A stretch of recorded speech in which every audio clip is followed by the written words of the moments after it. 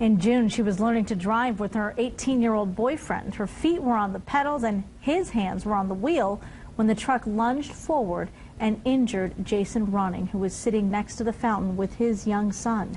You know, I understand things happen, but on the other hand, you know, at least for now, my life is absolutely ruined, and it makes me angry. Beyond the physical pain, and there is plenty of that, broken bones, a smashed thigh where a tire ran over him, and months of painful rehab. Beyond all of that, there is an anguish. And every now and then that happens, where I just think that that's it. You know, the things I used to do are gone. I won't be able to do them anymore. You know, I'll never recover. What's the point? It happens quite a bit.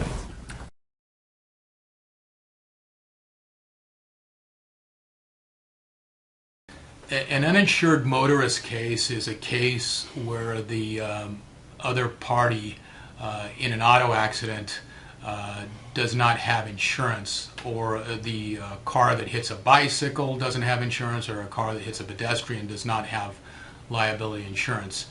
In these cases, hopefully the client will have uninsured motorist coverage, or someone in their family does that they live with.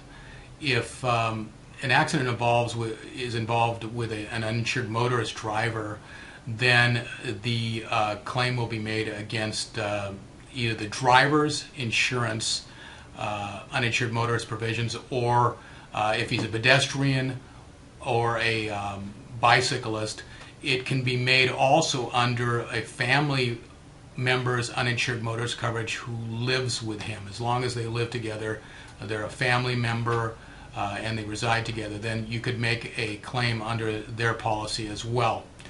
And what happens in this case, it's just as if your own insurance company stands in the shoes of the uninsured motorist insurance company. And so you deal with them the same way. You send them your client's medical bills and any kind of presentation you want to make to them, and settle the case with them or arbitrate the case against them. They do have a duty of good faith with your client, which is greater than the other insurance company if there is a third party, and this tends to help settle cases. But if you don't settle them, then you can go to arbitration. As far as an underinsured motorist case, this is also coverage where the other party does not have sufficient limits in their own liability coverage. In California, a driver is required by law only to have what we call 1530 liability limits. What this means is they have to have coverage that provides for damages up to $15,000 for one person who's hurt in an accident, and up to $30,000 no matter how many people are hurt in an accident. If the injury is bad enough, this kind of coverage is woefully inadequate. I have clients that have been involved in accidents in which they've suffered knee injuries which require surgery, shoulder injuries that require surgery, or back and neck injuries that require surgery. In these cases, a $15,000 policy or a $30,000 policy, if there's more than one person injured, is not enough. So what we do is we make a claim, if possible, under the client's own underinsured motorist coverage. Now, you cannot always avail yourself of this.